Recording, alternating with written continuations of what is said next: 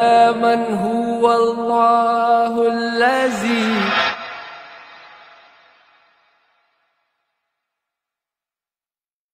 سأقبل يا خالقي من جديد كما أنت مني إلهي تريد وأرجو إذا أنت تقبلني جنان الخلود ومنك المزيد.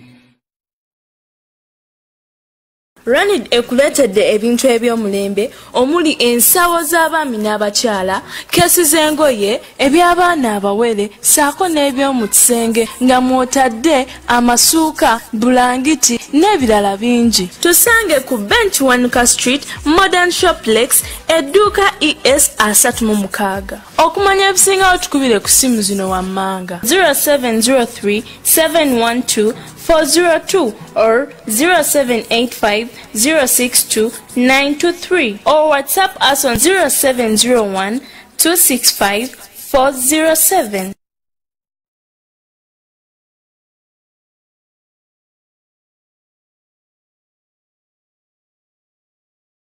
The hot time program ya Sunday isawa 8 ez'ekyamisana kuba abantu babalira lunch.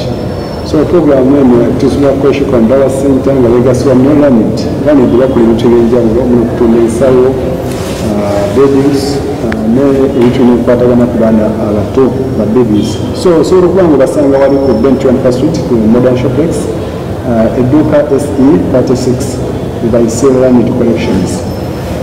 Ate nate tukunya mu program yaffe hotline naye tulina omugeni waffe w'enjawulo gwegi basaba benga linja ababuuzaako oteri ku salaamu tumumanye yaani inshaallah.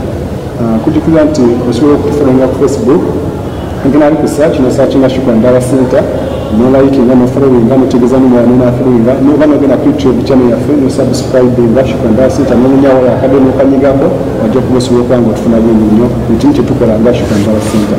So kansaba omugeni waffe waleero abenga atwera kusala mategeeze yaani mumanyi. Naam. الحمد لله رب العالمين وصلى الله وسلم وبارك على خاتم الأنبياء والمرسلين وعلى آله وأصحابه ومن تبعهم بإحسان إلى يوم الدين. أبتولي لزا إلى أبتولبا السلام عليكم ورحمة الله وبركاته. أمنيا نزي حامد مبزيدة إلى أن عنديوم كبوغزي بيشبينا ekikozi kya da'wa ekya jamaiya ad-da'watu salafiyya. Naam. Naam.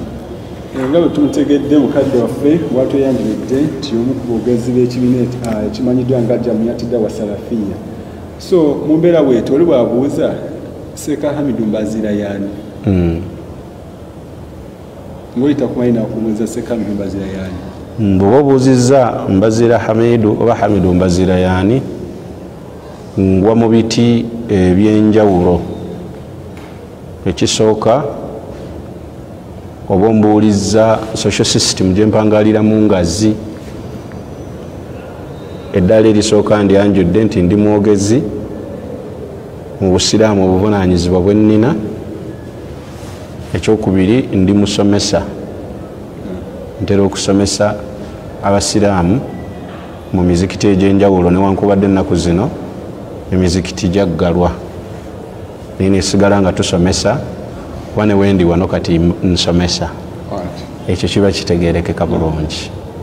Ensonga ey'okubiri, omuntu bwakubuuza yaani ayinza okubuuza nti owangaala otya? Ndi mufumbo nga nina abaana n'abakyala. Ensonga ey'okusatu oli ayinza okubuuza yaani oyo ng'abuuza buyivu. Ndi muyivu eyasomako ku ddiini ey'obusiraamu nyentuuka ku ddaala lya secondary ate nensoma ku secular education nenjituusa ku ddaala erya degree 2 nina masters okuva mu University y'e Makerere. So kati tebategeeza abasiraamu okubanga bakuliza abaana babe ne paati bbiri mu ddiini gyali kusatulanga gyali masha Allah. Akufunye bulungi. So sekambazironza mu mbeera nti tukufunye olwaleero tukulabye ng'oli omu ku bantu abawandiisa ebitabo mu ggwanga muno omuli ekitabo kye tumanyi oba ebisago n'ebibala by'obusiraamu mu Uganda. So oyinza okutubuliramu mu mbeera ey'ebyafaayo by'obusiraamu ng'obigobereza mu leadership obukulembeze bw'obusiraamu buno bwezze butya mu mbeera y'okukulemberamu nga bwe guli nti tulina katulaba olwaleero tulina bamufuti ba mirundi ebiri tulina gwayita nti mufuti wa Kampala manya wa Uganda ng'atudde kodi Kampala nabatugamba ate supreme mufti. So kati ebintu ebyo ngaffe abantu ababujja oba musiraamu inaali eyo wansi ebintu ebyo biyinza omubuzaabuza ati tulina mufuti ate tulina mufuti naye tujja kusobola kuwulira nti kalidinaali weenu ne kalidinaali weeri lwaki musiraamu kiri bwe kityo. Naam. Ekisooka mu by'obukulembeze bw'obusiraamu Allah subhanahu wa ta'ala atusaasire saagala kuvaawo eri wala kuba obudde tuyinza obutaba nabwo naye wane waffe Uganda nga tutandika ne Buganda kuba ebyafaayo bitunuulira nnyo Obuganda buno obwasooka okubaawo nga Uganda tennabaawo. Obuganda bwakulemberwako omusiraamu ng'era ye mufuti waabwo nga yali Ssekabaka Muteesa. Muteesa ow'olubereberye yasiramuka era ye mukulembeze w'obusiraamu omubereberye. Obusiraamu owa Buganda omubereberye. Mu biseera ebyo Uganda yali tennaba kubeerawo. Uganda ekiyitibwa Uganda yali tennabaawo. Ekiyitibwa Uganda kitandika mu mwaka gwa 1894. Kakati ate gino emyaka gyemabegako 1840 eyo kati bwe tujja wano mu maaso okutuuka mu mwaka gwa 1894 Uganda was considered a British protectorate by the colonialists. Uganda bagifuula ettwale lya Bungereza abakoloni. Okiraba bulungi nga abakoloni abo bajja mu mbeera yaabwe nga ekibinja ekyali ekisembayo kuba basooka ne basindika ekibinja kye baayita ba explorers baali bakessi.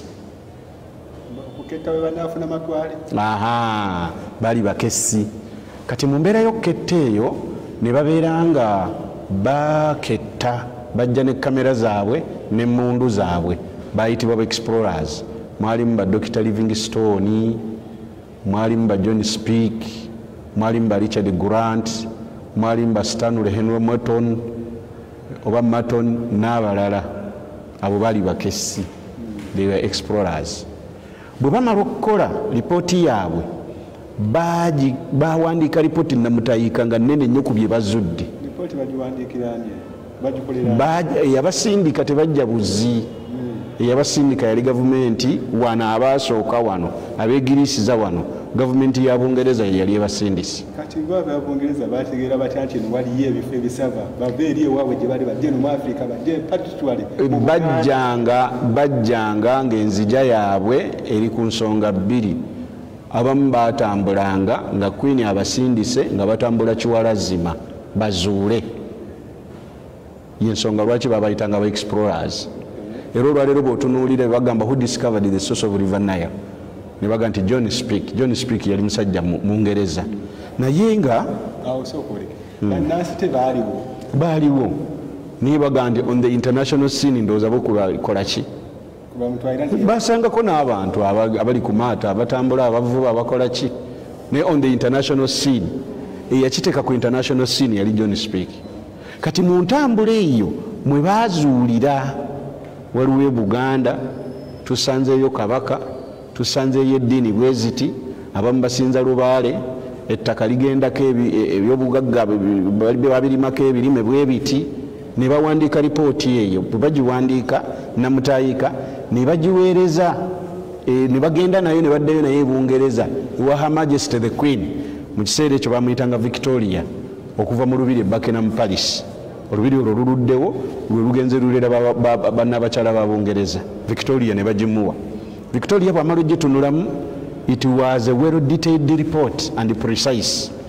N'asalawo yamuleetera okusindika ekibinja ekyokubiri ekiyitibwa ekyabaminsane.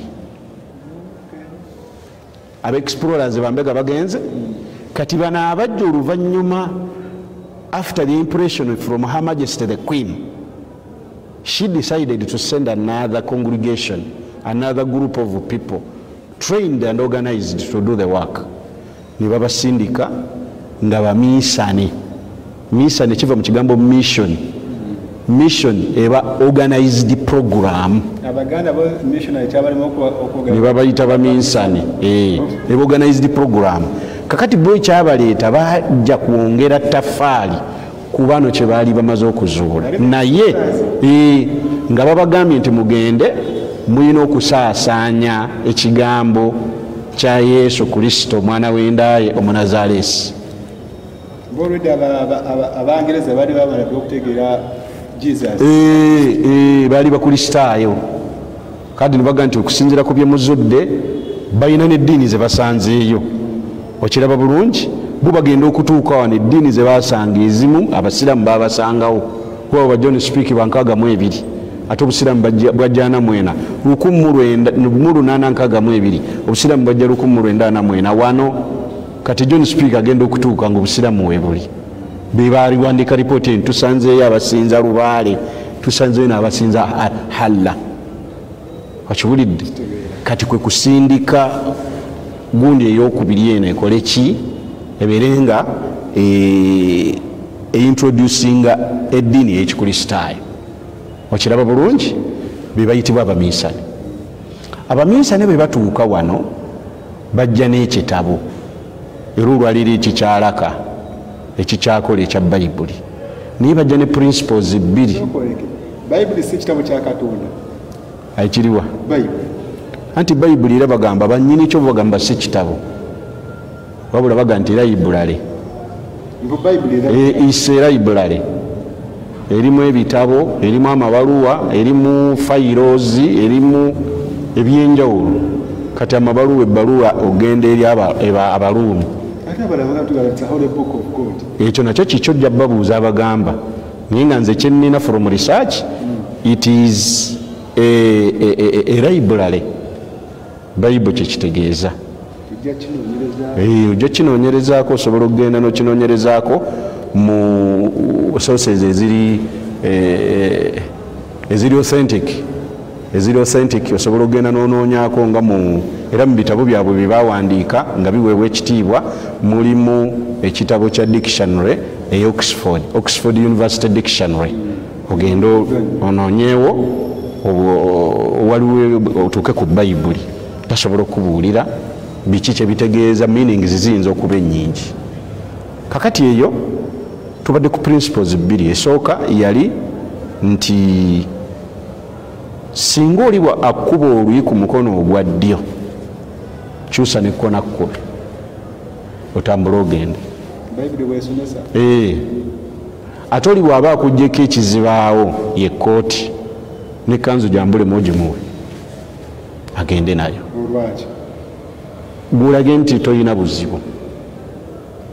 Eryo tteeka lya Mukama.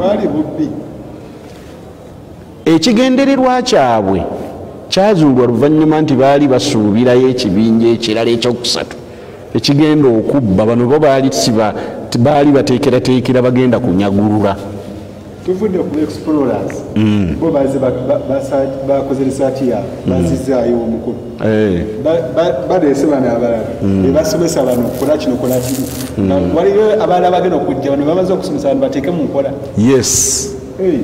Era abaminsane bwe bajja baali bateekateeka kisinde nga bakijjamu bifunfugu na maggwa nga waliwo abajja bagenda okumala eggobe mu kibya.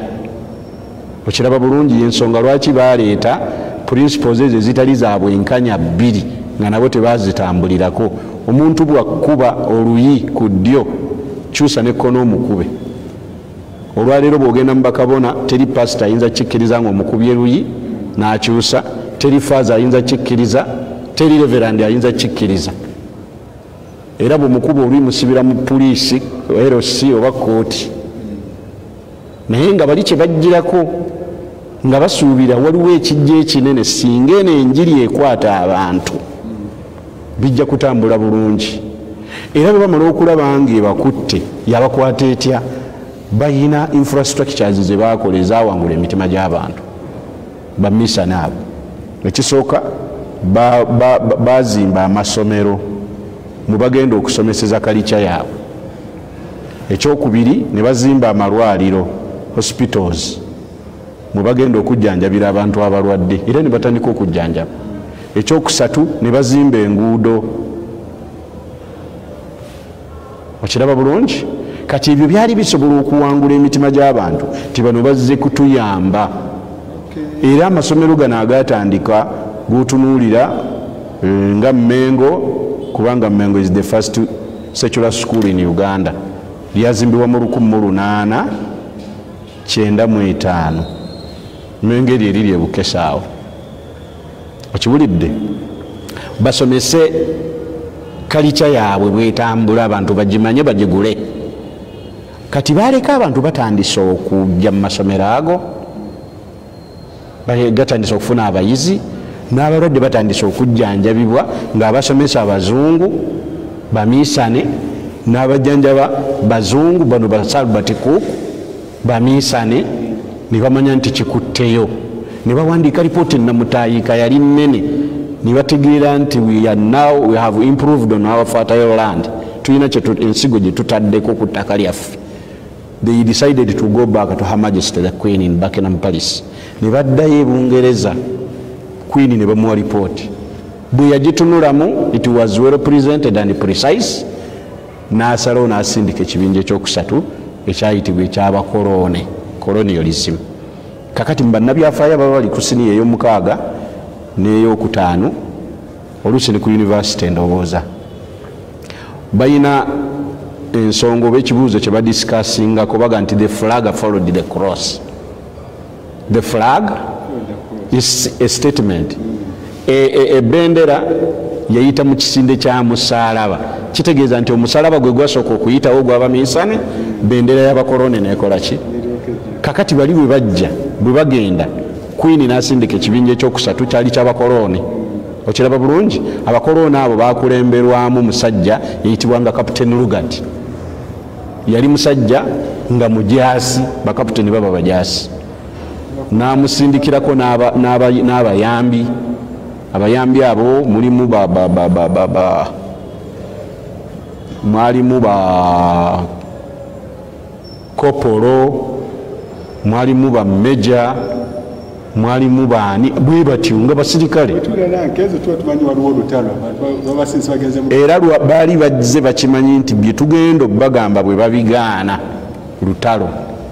Naye nga emmundu yo teyatandika ku bano olw'okuba owulidde amannya ga kijaasi, yatandikira ku explorers ba Dr. Livingstone batambulanga n'emmundu zaabwe. Era bwe yagambanga nti nja kuyita wano, bw'otaayita bwe baamugaananga, there were some resistant tribes ezagaananga ne ziga nti tojja kuyitawo.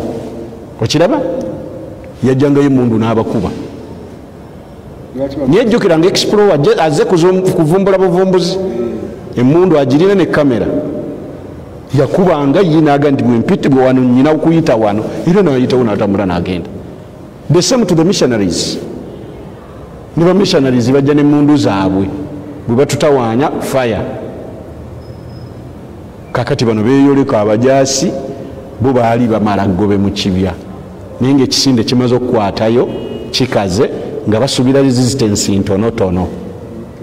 Okiraba bulungi? Ensonga lwaki bajja n'abajaasi abo basobole okumanaginga ebintu bino bye balese n'okutwala political administration. Bagenda okutuuka wano mu mwaka gwa 1894 bakyusa amawanga agaali amangi. Ko waliwo eggwanga lye bayita Buganda, waliwo eggwanga lye bayita Bunyoro, waliwo eggwanga lye bayita Nkole, waliwo eggwanga lye bayita Busoga, waliwo eggwanga lye bayita Lango, waliwo eggwanga lye bayita Acholi. Okiraba? Amawanga ago gonna ne bagagatta. Amawanga gani agatuuma? By indigenous men and women, indigenous people. Bo bennyini bannansi be bageetuumiranga. era nga zayitibwanga bano abazungu bwe bajja wano bakizuula nga ziyitibwa some of them were centralized communities nga Buganda and some were decentralized communities. Okiraba bulungi ng'akyolira ngono endala. Okiraba bulungi kakati ezo zonna ne bazigatta wamu ne bazituuma Uganda mu 1894 ne wayitawo emyaka 6 ne tutuuka mu 1900 obawandiikira endagaano ya Buganda kubanga basanga ensi ezo zonna Buganda yezisinzaamu ku maanyi yesebo yezisinzaamu ku maanyi n'obugunjufu. Obugunjufu ntegeeza ki? Ntegeeza nti bo bwe bayita obugunjufu civilization empisa egezaako okwefaanaanyiriza ennyo eyaabwe gye bayita obugunjufu. Kuba basanga balina ekkooti, basanga balina kabaka, basanga balina prime minister, basanga balina abaamasaza, basanga balina emiruka. That was their indigenous setting. Yali yaabwe bakisangawo naye bano bagenda ki balaba there is a similitude between their type of administration and this one. Balaba waliwo ekifaanana ne baga nti bano balabika bali more civilized than others. Okiraba era kyekyabawaliriza okukola agreement eyo basically oba specifically nga bagikola mu Buganda na Buganda bo basuubira nti yegenda okuleeta resistance. Lwaki? Basanga Uganda ina standing army ekitaali ku nsi ndala okujjako entono nga Bunyoro. Bunyoro yasangibwawo ne gundi under the command of Kabalega. Bunyoro yayina okiraba bulungi gundi endala naye ng'ezimu zaali tezirina. Ne baga nti eno Buganda bwe tuba tugifunzizza tugenda kufunza awalala. Eventually ne bakola Buganda agreement. Allah bali batusobozesezza tuligitunulamu nga tufunye programu endala n'obulyaza amaanyi bwe yakola eri obusiraamu kubanga abazejjukira bayise mu kisinde ky'abaminsani abaali tebakkaanya na busiraamu. Biki bye yalyaza amaanyi obusiraamu nga n'olwaleero tukyapooca maaso awo bwe tuba tufunye programu tujja kwogera specifically ku Buganda agreement. Ntegerekese kakati ekyamaliriza oba gye basulikira bwe bamala okusayininga Buganda agreement eyo yo yennyini gye bakozesa okuintegratinga amawanga amalala ne gagenda nga bagagatta mu ngeri y'okuperereza oba ey'emmundu ne bagagatta ne bafunamu eggwanga limu eriyitibwa Uganda. Okiraba bulungi kakati endagaano eno gye basoose okuyita Buganda agreement n'oluvannyuma ye yakola mu Uganda yonna ne bagituuma Uganda agreement kuba gye baatwala gye bajjawo ne Buganda ne bagitwala e Bunyoro nekolayo ne bagitwala Nkole nekolayo ne bagitwala e Busoga nekolayo. Baali bamaze gisayininga nga Abaganda bagiverifyinze bagendoosinze. Okiraba bulungi kakati eventually it was called the Uganda agreement. Entematema gye batematemamu ne batematema ettaka ne baligaba n'ebirala nga bwe tujja biraba insha Allah naye nga byalimu obulyaza amaanyi bunene naddala eri obusiraamu. Mu mbeera bwetyo nga Ssekambazi watumenyeteddemu history wa Buganda nga n'ekibuzo kyaffe kyabadde leadership okuba nga mu Uganda muda mufti babiri ebadde konsani yaffe naye katuwumulemu katono tukomyewo ayinza okututeebateba lwaki mu Uganda muda mufti babiri butwayisa kikulu mufti ne gweta ate mufti wa Uganda atudde ku kitebe ekikulu e Kampala mu kati.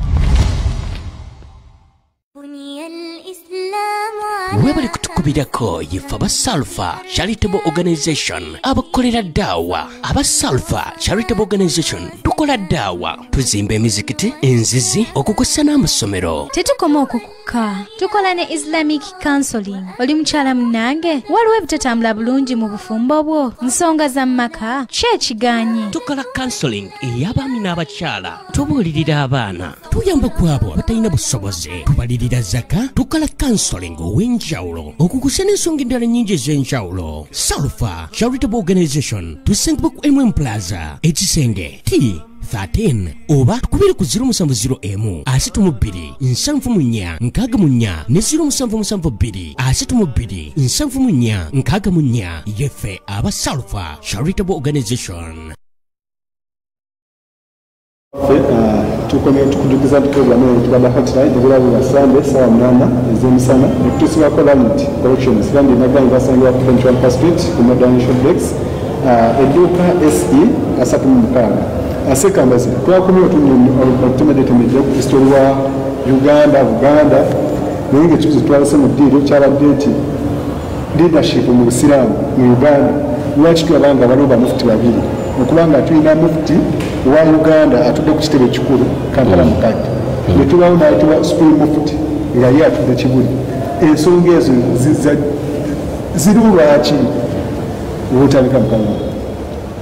Naam, ensonga ezo owekitiibwa Allah subhanahu wa ta'ala atutegeeza mu surati Nur yemu ku sura eziri mu Qur'an ya 24 aya ya 5 era nga yemu ku sura ezakka ku mbaka Muhammadi sallallahu alayhi wa sallam nga ali e Madina yagamba Allah ba'da a'udhu billahi minash shaitanir rajim wa'ada Allahu alladhina amanu minkum wa 'amilus salihati la yastakhlifannahum fil ard kama istakhlafa alladhina min qablihim wa la yumakkinanna lahum dinahum alladhi irtada lahum wa la yubaddilanna lahum min ba'di khawfihim amna ya'budunani la yushrikuna bi shay'an ومن كفر بعد ذلك فأولئك هم الفاسقون. 5 سورة النور. mubufunze aya eyo mpanvu njagalamu ebintu bifunda sijjajje malayo olwobudde okuba nti butukutti ate tugende ku kibuuzo kyombuzisa. yalaganyisa Allah wa'ada Allahu alladhina amanu wa 'amilus salihati wa'ada Allahu alladhina amanu minkum wa 'amilus salihati. Allah subhanahu wa ta'ala yalaganyisa abakkiriza mummwe wa 'amilus salihati ne batakoma kubukkiriza bwabwe ne bakola n'emirimu emituufu la yastakhlifannahum fil ard ngenda basikiza mu nsi mubeere nga mwe b'amaanyi.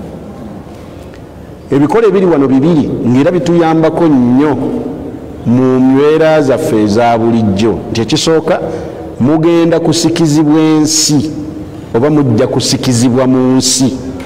omuntu ekibuuzo yali kibuuzizza lwakuba obudde tuyinza okuba nti butono naye ekibuuzo ekyali badde wano omwana Adamu yalibuuzizza nti man humul khulafa'u Allahu fi dunya. ng'obuuza gwe wennyini osobola okwebuuza oba okubuuza omuwalimuwo man humul khulafa'u Allahu fi dunya. Allah bayise bakhulafa be mu nsi be baani? ntegerekese ensi bwe yali etandika Allah yagaa nti inni ja'ilun fil ardi khalifa, ngenda kuteeka mu nsi omubeezi. ntegerekese kakati wano agambye nabbi Muhammad ti wa'ada Allahu alladhina amanu minkum wa 'amilus salihati la yastakhlifannahum, akikomezzaawo ngenda babeeza mu nsi mubeere ababeezi bange, the vicegerents of Allah subhanahu wa ta'ala. okiraba bulungi mu nsi nga mmwe bakiikise bange babeezi bange mu duniya. okiraba kitegeeza nti bw'oba omukiise wa Allah twaligambye ambasada n'ekiyinza obutanyuma bulungi naye kale tukitwale bwe tuti abantu lwe bayinza okukitegeera.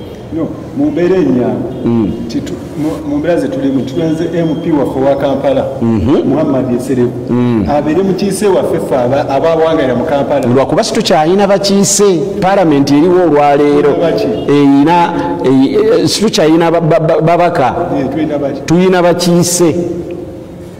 enjawulo wakati w'omubaka n'omukiise yera omubaka atambulira ku biragiro by'abamulonze bye bamutumye byatwala biffe tulina amazzi nakituusaayo. kati palimenti olwaleero nabano boolaba bakola ki beeswanta okwesimbawo. tebeesimbawo kubeera babaka, beesimbawo kubeera bakiise. palimenti olwaleero eriwo ejjudde obufukonya nawulidde bagala nakwongeramu erimu bakiise. omukiise yagenda n'ateesa bye baagadde okukola najja byanjulira abaamulonda twasazeewo kino ne tusalawo atabuuza mukigula ekimaze okusalwawo tekyebuuzibwa wabula bakutegeeza butegeeza nti eyo ye mukiise. okiwulidde? wabula omubaka mulina omuga nti ekyo bwe batuuka bwe baba balemeddeko gwe toteekako omukono fuluma. lwaki system yatuuka bwetyo? anti ensi kakati kyombuuziza ku gundi wano kyengenda okunnyonnyola ku mufuti ababiri olabe nti nawali kyakyuka lwa mbeera eyo. Allah agambye nti waada allahu alladhina amanu minkum wa amilu salihati. Yalagaana Allah talagaana nabatali bakkiriza ndagaano kuba akimanyi nti tebazikwata. Alladhina amanu minkum, abakkiriza mummwe nga mwakkiriza Allah, wa amilu salihati, ne muwangalire ne ku mirimu nga mituufu. Ekireese obuzibu mu nsi palimenti gy'obadde obuuza n'okufuna bamufuti ababiri mu ggwanga, ekigambo kino segimenti ey'okubiri mu aya wa amilu salihati, abantu bye bakola si bituufu. Omulimu okuba omutuufu gulina okubeera nga Allah yagukutumye ne gukuyigirizibwa omubaka we n'ogukola ku lulwe, so olw'omubaka we n'agukuyigiriza. Owulidde, omulimu ogwo gufuuka omutuufu. Olwaleero emirimu gye tukola situgikola lwa Allah, al-ikhlas zero. Ensonga lwaki tulina bamufuti bameka? Ffenna oba abakulembeze abasinga obungi, illa qalilun minan nas, okujjako abatono ennyo Allah be yeemanyidde, baabasi abali ku Allah weebali ensi yonna tesobola kufa neggwawo. Naye ng'abaliwo olwaleero ebigendererwa byabwe okiraba bulungi. Supirimu mufuti Kampala mukadde ali ku bibye, bibye, kubanga bw'ogamba mufuti Kampala nti ali ku anti wa amilu salihati kyetuliko ekiraga nti si bya Allah bibye. Okeera ku makya ne amawulire ne gakuba nti omuzikiti gw'egindi yagutaddeko omukono ne gutundibwa, ne baba yeewakanye n'agamba nti sinze natunze, naye nga kuliko omukono gwe gwoba ogutunze. Lori ya mufuti erina kubeera ki? Bw'aba nga atunze nga yalaba kyekisaanidde kumwe abasiraamu ng'otunda ki? Bw'ogambye ng'atunze omuzikiti abanga alaba okusinza obusiraamu nti bwetaaga omuzikiti guno katutunde tukolemu ekigendo gasa obusiraamu. Anti kasita olaba gwe olabye nga mufuti olwo tekiba mulimu mutuufu. Allah agamba nti wa amilu salihati, n'emirimu nga mituufu. Bwengambira nti mufuti aba atunze kitegeeza alina olukiiko lwatuula nalwo, anti nga nalwo olufu, ng'ati mwaba balonda abasiraamu nga nalwo olufu. Kati ebintu bisoberawa? Ebintu bisoba right from the beginning. N'ennonda ya mufuti yalondebwa ng'ayingiddemu ebyobufuzi. Okiraba bulungi, ennonda yo yennyini. Lwaki situtuuka ku guledi ya wa amilu salihati, kola mirimu mituufu? Ennonda va ku nsoma n'enjigiriza na biki tubiveeko. Okiraba bulungi, biba byetagisiza okutematema tulibitematema, naye ennonda eyalondebwa yo yennyini nfu. Ekifo bwe bamulondera kifu, abamulonda si be balina okulonda. Okiraba bulungi, n'ennonda sisitimu y'okulonda yali nfu, yajjulamu ebyobufuzi ng'erimu obusimu ani ayiseemu, ffe twagala gundi bw'anaayitamu situjja kukkiriza. Baani abalonda kifo kyo bamulondera, baani abakuba obusimu tubambulira abo abalonda omusiraamu oba abalonda omukulembeze w'obusiraamu bayina kubanga bayina kye bamanyi ku busiraamu nga baki nga bamanyi nga baseeka nga bamanyi nga bawali mu baseeka. Kakati abalonda olwaleero basajja bagundiivu mu busiraamu be balonda mufuti Kampala mukadde bagagga, okiraba, batiikirivu, basajja bakulu emyaka gikoze eki gigenderedde, bikonge mu gavumenti. Kivudde eno okuba nti abamanyi baba wali naye otaba adigundi. Naam, era be balina kujja n'asembula olukiiko olutesiza obusiraamu, y'ensonga yazigizaga gye tulina olwaleero. Anti tubadde ku segimenti eno ey'okulega nti wa amilu salihati. Allah agenda kusikiza abantu. Asooka gundi esooka agamba nti alladhina amanu, ye qualification number 1. Number 2 wa amilu salihati, bakkiriza Allah ne bagonda n'okubeera nga bakola emirimu emituufu. Emirimu emituufu tugirabye nti ayina ogiragira yaani, ayina ogisomesa yaani, gwe agenda okugukola olina gukola lwani? kyekyo kyekitta omulimu. Olwaleero bw'obuuza nti akulembera obusiraamu egindi kati nga bugambye mufuti Kampala mukadde oba sopere mu mufuti. Si mufuti Kampala mukadde. Sheikh Sabanda Madani mubadde wa Uganda. Bw'omubuuza ku byakola akola lilla kyekibuuzibwa. Era naye asobola okuddamu nti nkola lilla. Akola lilla asobola okutunda omuzikiti. Nga gulwa bwe yatuuza. Ate William waali William yagutundako. Kweri ku programu yaffe tujja gitunuulira. Kati bw'oba toyagadde William ogw'esseema ogw'ebushenyi gwamala ebbanga abasiraamu ne bamala kumpa emyezi 3 nga ne Ramadani mweri nga bagukubyeko nkambi y'amagye ng'asoma kutuba bw'ayingira olusaalu nga mufuti mubajja omuzikiti aguwambi ayagala guguza basajja balaba atekewo essundiro ly'amafuta. basajja balaba ngalabikira nnyo mu nsonga z'obusiraamu anti mugagga nkugambye mugagga ono yaliko vice chairman yaliko chairman wa Supreme Council era gwe baguza omuzikiti nga vice chairman omugagga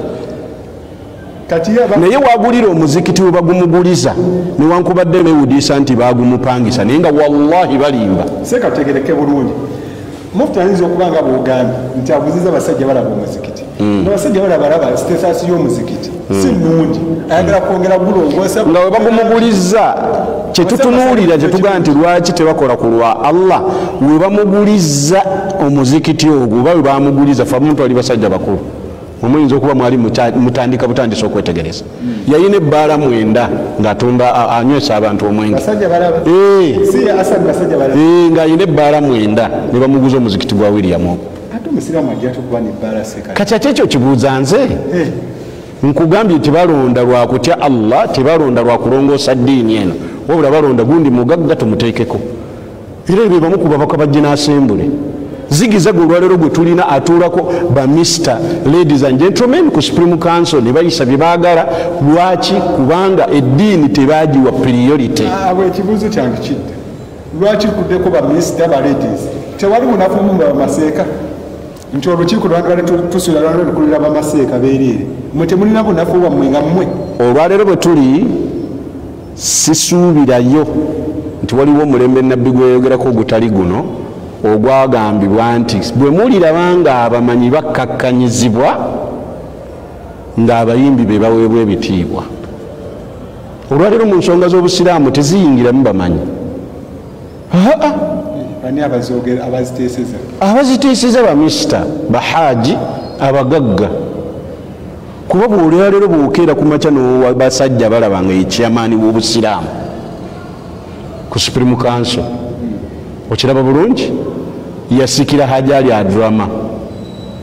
Hajali Adrama yali haji naye ng'ekimuweesa basinzira tubalansinge regions tusobole okuba abantu basobole obutatulaba nti tukoze tribalism anti obusiraamu si kwe tulondera okwo nti tukubalansinga regions kubanga singa kwali kubalansinga regions Allah yali badde tassa nabbi Muhammadi ala nnasi kaffa eri abantu bonna yali badde assaayo nabbi omuwarabu omuganda omugwere omunnankole omuki okiwulidde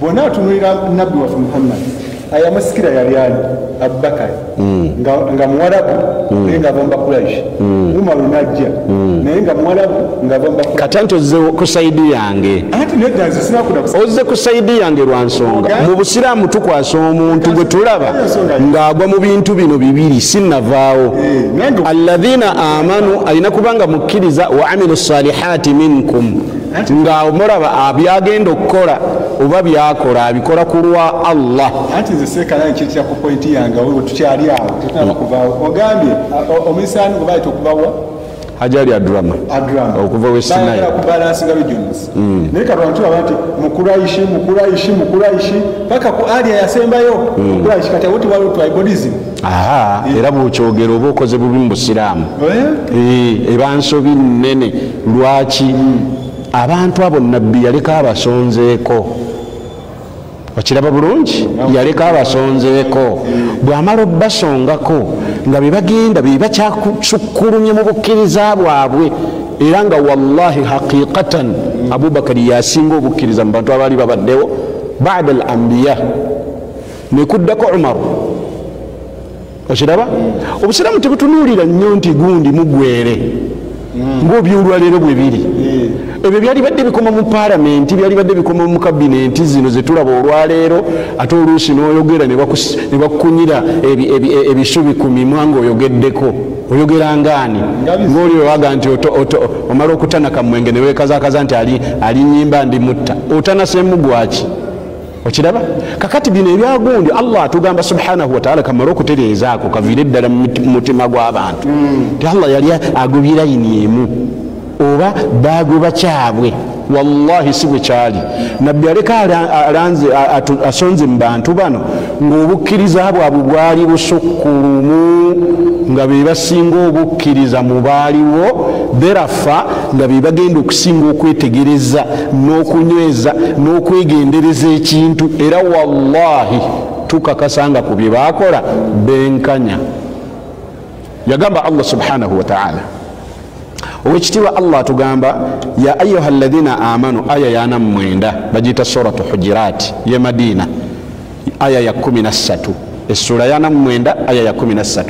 Inna khalaqnakum min dhakari wa untha, mazima nabakola nga mbajja mu musajja n'omukazi.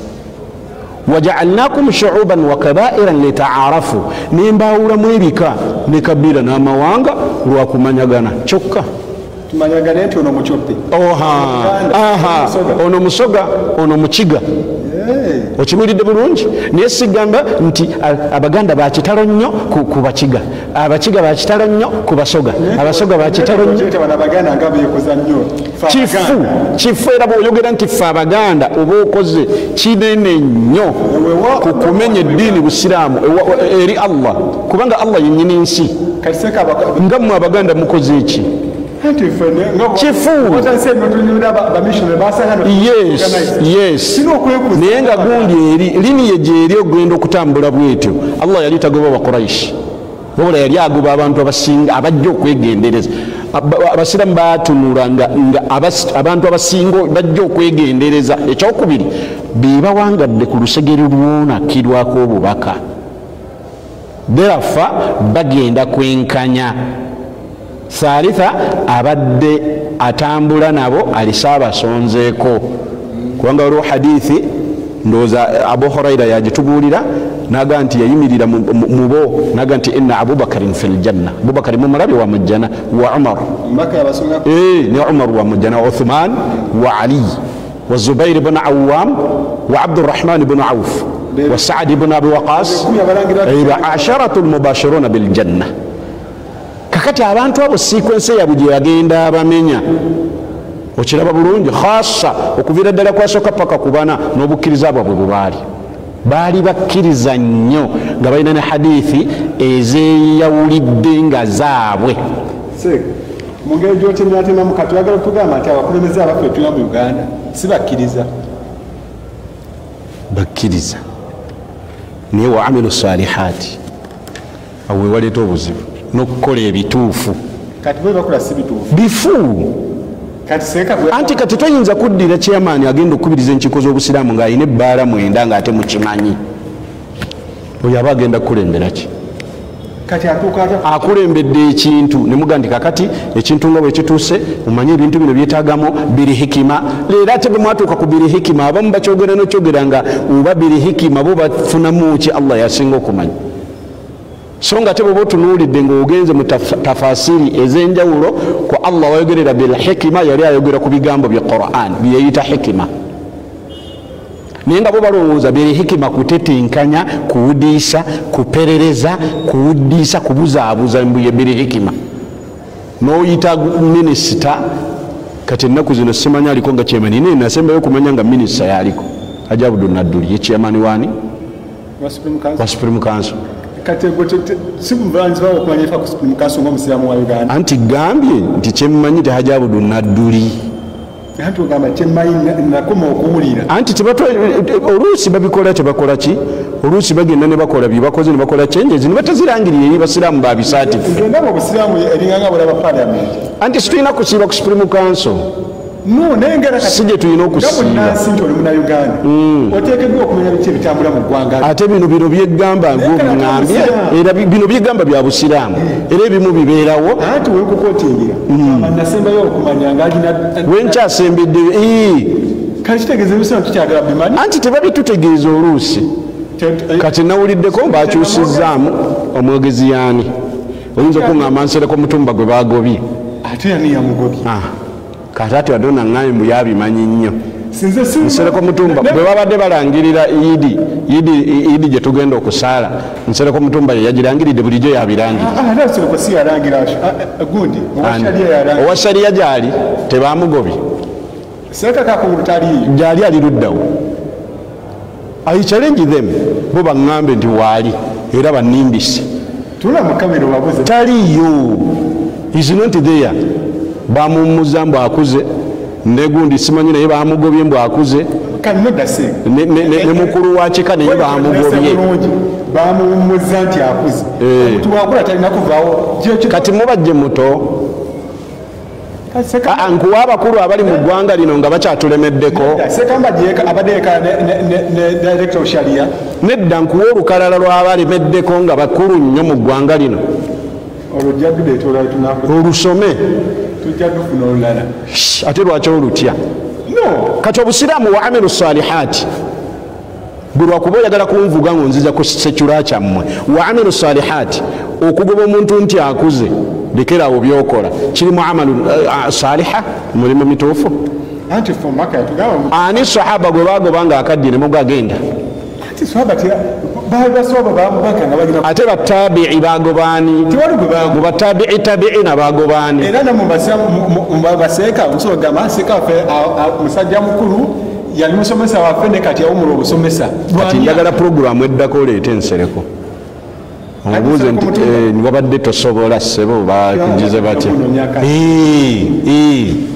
kuba gujja genda owolereze byotategeera owulidde waliwo enkola ey'ekivandulo omuntu okulaba nti bano nti balabika kati banatera okutegeera obukodyo bwaffe tuleete obulenzi ne baleeta obulenzirenzi ne baleeta obuwalawala obugenda okuba nga tebumanyi sisitimu oli bwayasimula buyitaba buyitabi ye sisitimu eriwo kati ku kitebe eyina neewalala mu bya sekula gyekola owulidde ne mu ggwanga mu bannabyabufuzi bagikozesa nnyo gwe okadde yegenda nga baleeta akalenzi okadde yegenda nga baleeta akawala anti sisitimu eyo eba yabwannakyemalira ti nakyemalira ono alemedde mu ntebe bw'anaakolola bagenda kuyitaba buyitabi bw'anaayasimula bajja kwebaza bwebaza so bano abantu ababaddewo ababadde bakuze mu myaka basobola omuga nti ekyo tokikola tuswala tokikola olwaleero tukyayina bantu paneetuula mpuliriza situlina paneetuula around the mufti nemuga nti ebyo byogenda okukola tuswala byogenda okwogera tuswala lwaki abalina kakitegeeza bano baba mumuzanga bajja no mu office badali mu badvisor basajja bakulu anti kakati bwe yabadde alina gye yabadde embaale n'agamba nti William Street bagisoloozamu miliyoni 10 okiwulidde zezivaawo emiliyoni anti bwe yagambye osobola n'otubwira kakati emiliyoni 10 ekyo nga bulimba si kituufu kati omukulembeze omuntu gwe batwala nti akulembera eddiini bw'oyogera ekigambo nga kiri opposite oba kiri kyennyume ky'amazima obusiraamu oba bukiikiridde bubi ekibuzo kyange wakivuddeko waneetera bukulembeze bwa mufuti ensonga njagala kumanya lwaki Uganda bamba mufuti ababiri anti kyetubadde tugendako kakati nzikiriza mmalirize ne aya eno ensonga nagambye esooka bukkiriza ey'okubiri kukola ki kukola mirimu mituufu ensonga y'okulonda mufuti ow'okubiri guba mulimu mufu guba mulimu muki mufu ogwalibadde omutuufu guliwa obusiraamu bwalibadde ne training nga ntuufu nga mufuti gwe tugenda okulonda ajja kuba n'ensa nga yeebuuza nti kyeŋŋenda okukola kinaawulikika kitya banandaba batya banaakiwulira batya nga mu kakiiko buno bwempulira olwaleero majirisul ulama joint session general assembly mulimu abasobola okugamba bwe baba begasse mufuti nti vaako n'avaako ne mutalonda mufuti wakuwuliriza ne mutalonda mufuti wakubiri ekireesa mufuti owokubiri kubeera nti sisitimu okuva waggulu n'okutuuka wansi yafa kakati nga bano abasobola ogamba mufuti nti vaako tebakisobola ne mufuti n'atalama byatalamye nga teri akimanyi teri ajja mumugambako yadde omujjako ayina extra powers ezimugamba nti genda mu maaso ne baba asobezza nga zo zikyanyumirwa. Eyamulonda weeri simwayita okuba nga abeera omukulembeze. Gwe mu Afirika wanani yaga nti bagoberera constitution? Ffe kitumanyi. Mwenga baani? Ababisomyeko. Anti byosomye biwandiiko bisigala biwandiiko kuba bone boogenda mwene eya gavumenti bagikyusa buli lunaku. Oli bw'afuna eddibu nga baga nti ajja kubawa ddibu, bw'aba abadde n'enviiri nkulu nga baga alina kubawa nviiri nkulu, bw'asala ekiwalaata nga baga alina kubawa kiwalaata. Buli luvannyuma lw'ennaku bbiri constitution ekyuka kubanga bagiwandiika bantu. Kakati ya Supreme Council yo yawandiikibwa ate nayo neewandiikibwa ng'ewandiikiddwa mu mbeera ya segimenti eno waamilu salihati, tegwali mulimu mutuufu kuba bagiwandika basuubira nti bajja kufuga obusiraamu buno okutuusa ensi lwerizingwako ne bagiwandika nga bagyewandiikira. Bw'ogitunulira erimu ebitulituli bingi era mufuti Mubajje bwe yali ajja yagamba nti ŋŋenda kukyusa constitution. Bwe yatuula mu ntebe n'ebuguma agenda okulira ng'ewoomye entebe ewooma constitution ng'ate mugamba obuyinza bwonna ebuwaye ku bagiwandiika naga nti eno gye nnyina okwekwasa gye ntambula nayo n'atambula nayo. Kakati mu bulyaza amaanyi abagiwandiika tebakola mulimu mutuufu n'abagikozesa olwaleero bagiramuza mu bukyamu kati bombi banenyezebwa. Kati abalonda mufuti alina akolera baani si basiraamu? Abalonda mufuti baani? Abalonda mufuti baani? Nagambye bamaseeka si be balonda mufuti. Abalonda mufuti baali basajja bahaji bamisita ba honorable ladies and gentlemen. Abawali mu baabawo priority esembayo baali batono. Tebaliko kakiiko akalonda nga batono. Tebalina sse. Kakati olwaleero balondesa demokrasiya ate nga demokrasiya eyawukana nnyo ne Qur'ani. Mu kulonda mufuti aliko bagoberera kitabo kya Allah. Bagoberera demokrasi. Kankuweeyo kamu okuyamba ku bayinza otuwuliriza n'otulaba. Omusajja ayitibwa Umar ibn al-Khattab radiyallahu anhu y'omu ku bali boogambye era ye yadda mu bigere bya Abubakar as-Siddiq radiyallahu anhu baali b'amaanyi. Naye omusajja abuulula al-Majusi bw'amala omufumita ekiso okiwulidde n'agwa mu ssala agenda okulira nga obulamu bupangulukuse. Kye yakola n'abeera nga yayita mutabani we Abdullah ibn Umar namuga ngenda kufa nyekwate kalamu nakwate kalamu namugamba oluvannyuma lw'okufa kwange njagala abantu bano begatte mangu nnyo balonde omukulembeze w'obusiraamu. Yaleka tamulonzi naga nti asooka Uthman ibn Affan ajja kubaamu, owokubiri Ali ibn Abu Talib ajja kubaamu, n'owokusatu yalimu mutabani we. Mutabani we bamulonda olw'obwesige bwe yalina n'amaanyi ge yali ateeka mu musiraamu n'amugamba naye tebakulonda ndese saagala balonde gwe busiraamu kuba mukulembeze. Yamugana Umar namugamba nti njagala ntuuke mu maaso ga Allah ng'ebyobusiraamu umma by'obusiraamu mu famire yange bibuuzibwa nze nzekka, bireke kulanda kutuuka mu baana bange. Allah abibuuzaani nze nzekka. Okiwulidde? Era kakiiko yaliko abantu omukaaga newankubadde gwe baali balonda era tebaamulonda yali amusinga obunene yali Othmani. Ono gwe yatandikirako mu kulonda lisiti ng'era naye alinga abagamba nti ono ye muzito. Uthman ibn Affan ye yadda mu bigere bya Umar okiraba abantu abo balina ikhilasi nga byebakola babyegenderezanga kubanga bakimanyanga nti babikola lwa Allah. Olwaleero abantu byebakola babikola lwa kukusa mbuto zaabwe oba babikola lwa banene abalina obuyinza abakambwe bakiri mu lulu bye baagala n'okubanywereza mu ntebe ze balimu. Kyogera kati mufti wa Uganda alina bakwera nga takola ku Allah n'abasiraamu abalina yensonga lwaki era baba omuzize ebbali asobola okubuulira n'okugamba nti waliwo bakama bange nga bakama abe si be basiraamu, kubanga singa baali basiraamu nga be bakama abe ng'obukulembeze bw'obusiraamu bwe bulina okubeera emiranga gy'abasiraamu yali giwulidde n'atakunamya busiraamu butuusa ku ssa lya kisekererwa. Mufti yali akoze bubi nakanyonyoledde tonnamanya nsonga eronza mufti owokubiri. Nkugambye ekisooka Allah atugambye nti wa'ada Allahu alladhina amanu minkum wa amilu salihati. Ensi Allah yagisuubiza ogisikiza bakkiriza n'obuuza nti bamufuti si bakkiriza negamba nti bakkiriza wa amilu salihati ne bakola n'emirimu nga mituufu. Nkugambye ekirondesa mufti owokubiri eba mbeera yakubeera nti omulimu gw'oba okoze guba bweru wa busiraamu kubanga tekiriimu ate tekiriimu ate bukikkiriza gambye kiri bweru wa busiraamu kiri bweru wa busiraamu. Kiringa bwona ngamba nti omuntu bw'asinziira ebweru w'ekisaawe n'asimula omupiira ne gunywa mu ggoolo bagibala ng'obadde bweru wa kisaawe tebagibala. Kakati kino ekyokulonda mufuti owokubiri kiri bweru wa busiraamu n'ennonda ya mufuti gye bamulondamu wallahi ya bweru wa busiraamu si ntuufu, tebabalonda batyo. N'ekifo mwe bamulondera situjja kitunuulira nnyo nakyo kirina ebyakyo okiraba.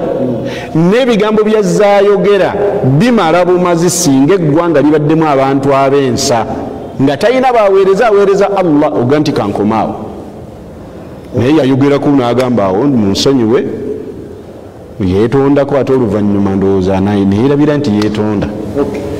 Omulabi wa Shukran Darasita Donachada Tweganda Hotline katumulemu tukomewo ku nsonga ey'okulondooza nawe osobodde okubanga obifunanga weebifunye n'okwongera okutangaala abeetagisa okwanguka tujja kubanga tubanoonyako inshaallah katumule okumulamu tukomewo.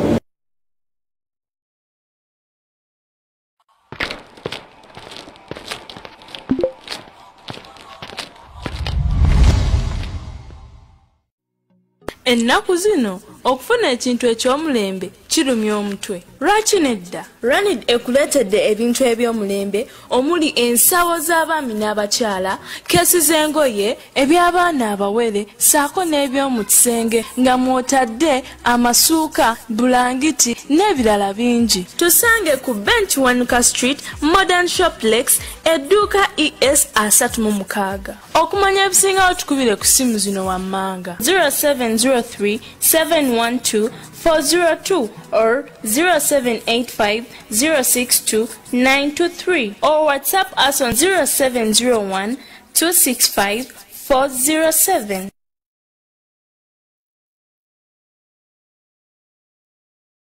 Naam, tukulisaayo wakitunza ogumba olina bukyatanga naye program ya hotline tukyalina Seeka Hamdu Mbazira nga badde kyatemateberamu ensonga ezitambula nga siraamu. Seeka Mbazira katugenda ku kibuuzo ekiddako n'obudde bulabika nga bunasooka nakwaki lwayi natumire tulina mu ntandikwa eri abaminsani baani engeri gye bagabanyamu ebintu wano mu Uganda oba mu Uganda naye tujja tubiraba nti bannaffe abakristaayo balina bino balina biri naye mwamini yajja n'abagumulako ebintu nkumu n'abasiraamu naye saawa zino bw'onoonya ekintu ekyamu eky'abasiraamu tekiriiwo mulemu biragawa ng'ebyabalawo ebiri birabikako amasomero bwe bazimba biki ge babakwasa babipukanya bulungi naye mu ebyammwe gavumenti byaba ate ne banaga ati baatuwa biriwa obutumire bwabawaako bo buliwa.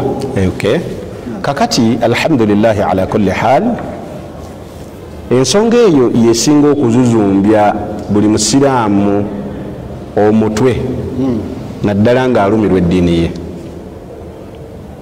Abaminsani emabega eri situbalabye era nsuubira nti oba oliawo tunakola puroguramu yaabwe ne tulaba entematema ya Buganda Agreement gye nsuubizza abantu baafuna batya.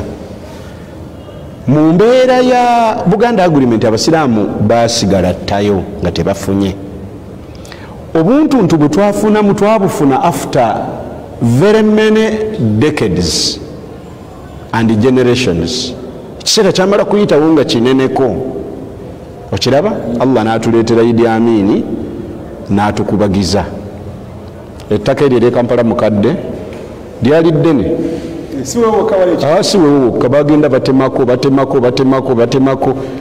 okiraba bulungi n'obukulembeze obwo bwennyini obuliwo olwaleero bwa mufuti mu bajje bwatemako ne buguzaako MTN ewali akanaala ka Nankani ne batundawo nini bagandi twapangisa okupangisa ndowooza bo liizi simanyi twasabulizinga liizi bibatawaanya okukola ki okunnyonnyola ngera ebintu ebiri mwaganaaga yuga kiikiwe yali wali ttaka lya Supreme Council batundawo weekyali awo wonna lyali yes batundawo butunzi okibulidde kakati ebintu byaffe bigenda mu ngeri ya nagalaale bwetyo lwa nsonga 3 zobuuziza nti kiva ku ki. Ensonga esooka tulina omulaba ava ebweru atalimufe abasiraamu ng'omulaba oyo munnabyabufuzi aba n'amaanyi n'emmundu n'ebiragiro n'ekkooti n'amakomera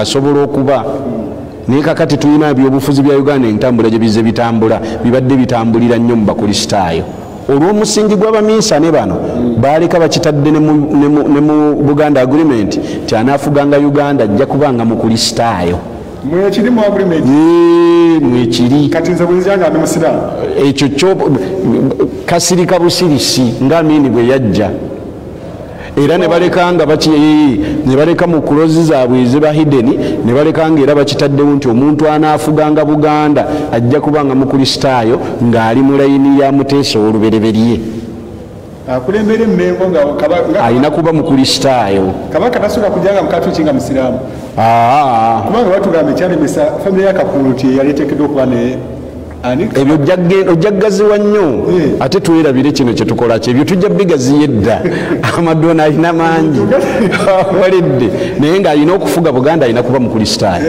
abazungu bwe batyo bakiteekateeka alina okuba pulezidenti alina kuba mukristaayo kati oyinza okubuuza omusiraamu yafugirawa ekyo kijja by the way Allah kulagira ate ekyo tewali kimbuuziza idha qada amran fa innama yaqulu lahu kun ekyo kya Allah tokimbuuza n'omukatuliki yali afuzeeko ndooza Paulo Mwanga yali mukatuliki kun ekyo bwe kityo bwe kiri kakati awalan abantu abo mu mbeera y'obutatuwa eri mu Buganda Agreement yali nteeketeeke nga bwe banaatuwa tugenda kusigala nga tuli b'amaanyi eddiini etambule obulyaza amaanyi bubunyizibwe emiwabo embeera ebeere nga obusiraamu butinta ng'ate kye baali tebaagala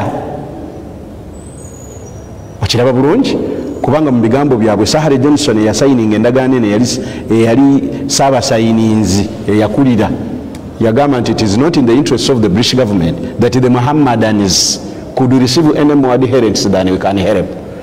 Okufuula lwetusayininze bino sikyasuubirayo mbeera yonna ejja kukkiriza bawadi kwetaaya okusinziira ku jjiriba gye tubasibye be basiraamu Mohammedanism abagoberezi ba Muhammadi era sisuubirayo muntu kuva mu bukristaayo kuyingira busiraamu ebyo bwatyo bwe yayogera ebigambo bye okiraba baali batusibye ejjiribwa naye eddiini okuba nti ya Allah Amini ajja n'atuwa byeyatuwa Amini bw'atuwa byeyatuwa okiraba nti naye akozeseza political force kati olwaliro ababitujjako bakozesa political force ne bajja basanga abakulembeze abatali banywevu bulungi n'alikozesezza ab'ekiboggo naye sijja kikozesa abatali banywevu bulungi okiraba bulungi ne bata ebintu kuba ebintu byaffe bigendedde mu mbeera ya kitengavumira mbeera ya kiboggweboggwe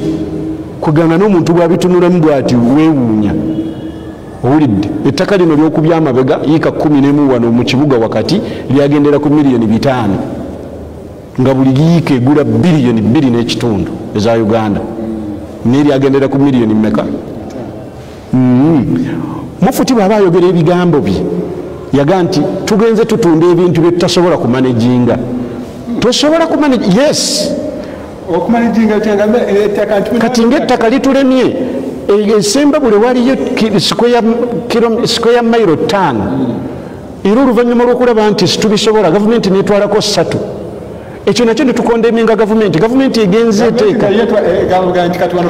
ng'otwala butwazi totuwadde yadde 10 wallahi bigambo byamubajje genda okuba obutambi buno bwagenza ayogera n'obulala tubulina era bigambo bya Ramadhani yani Secretary General Mugaru Ramadhani Mugaru obutambi tubulina etwala butwazi yatwala ettaka lirina Kasongola netwala emimijeera eri abasiraamu nga yetwala butwazi anti bwe batasobola ddikola libeera dormant for a long period of time liba dormant naye ku bisawo by'ensimbi byekwata neewa abakatuliki neewa projects z'abaprotestant neewa abaki ffe leetatuwa anti ffe bwe tuba tikale kibirabise bw'oba otutte square mile 3 ng'ozitwalidde bwereere ng'okimanyi nti z'abasiraamu baweeyo kasente zino ezisigaddewo 2 bazikulaakulanye naye olw'okubeera ng'ekimanya wuliriza olw'okubeera ng'ekimanya gavumenti nayo gisaasi bwegamba nti ekutte etutte ekya busiraamu kaitwali kati mumwagala ewaani egende anti ekyokubeera nti wuliriza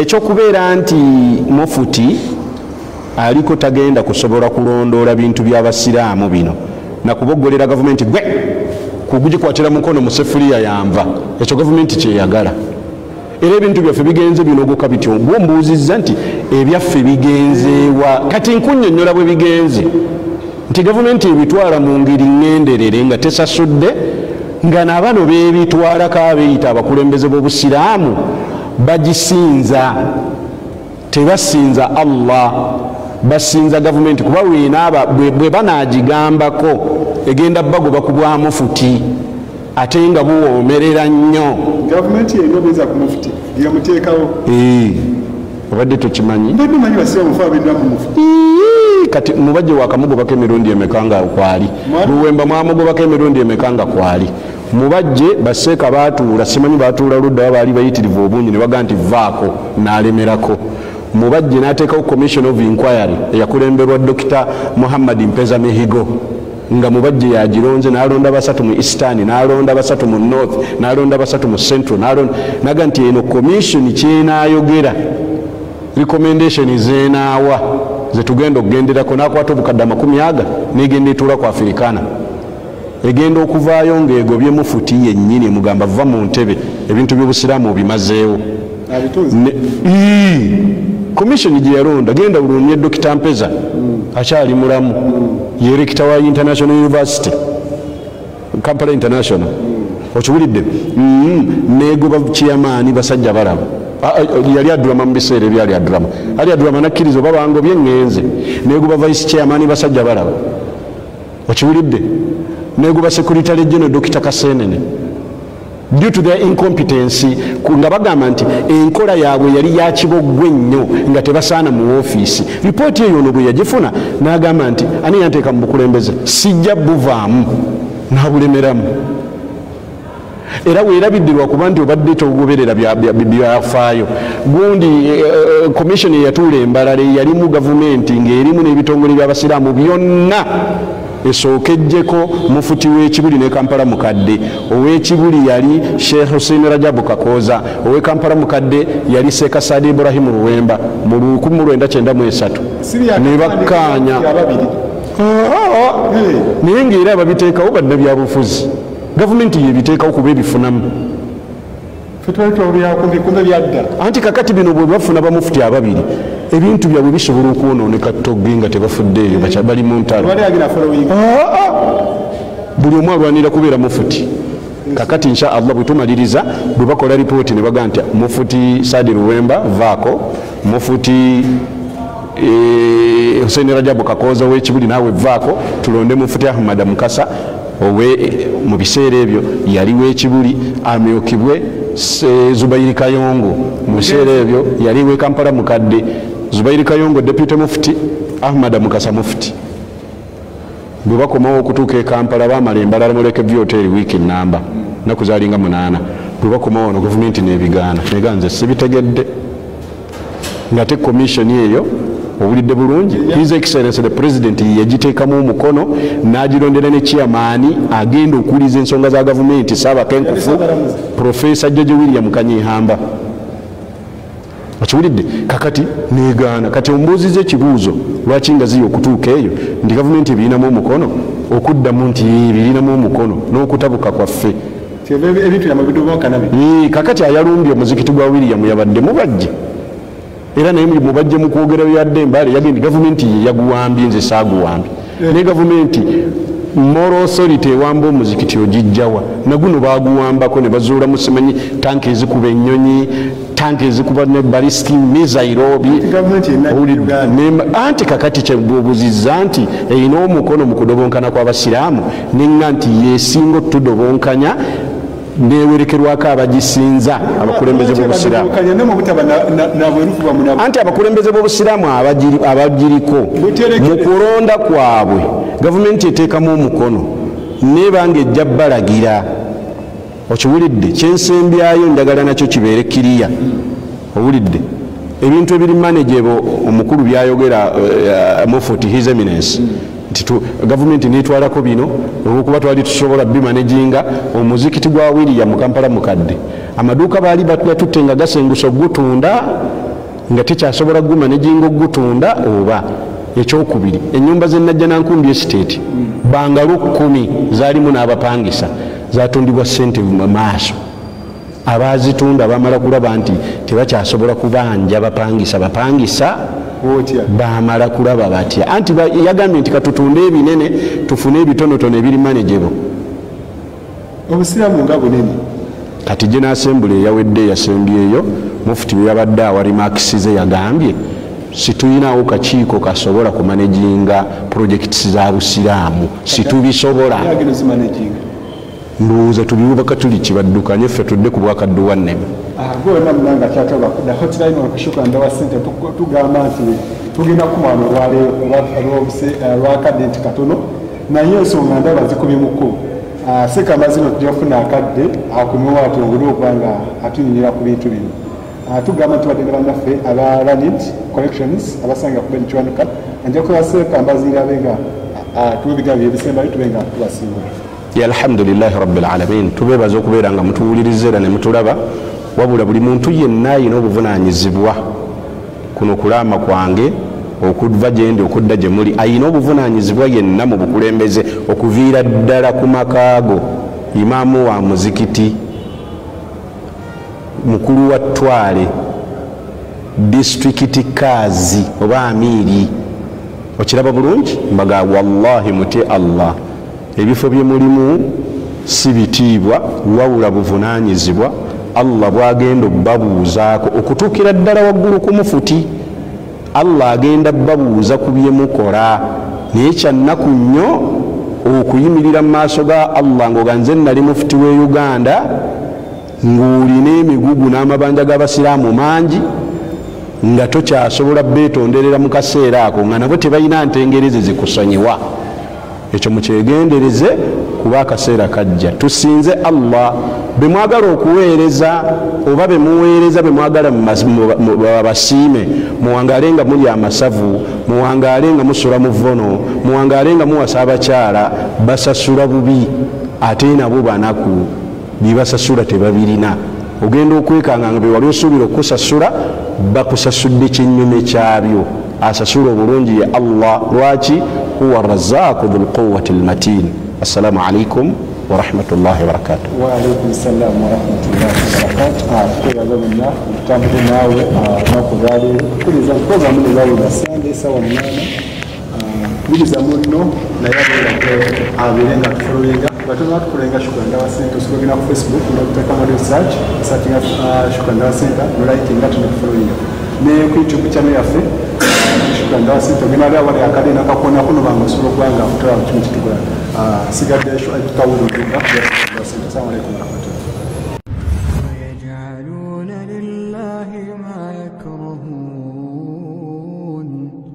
وتصف ألسنتهم الكذب أن لهم الحسنى لا جرم أن لهم النار وأنهم مفرطون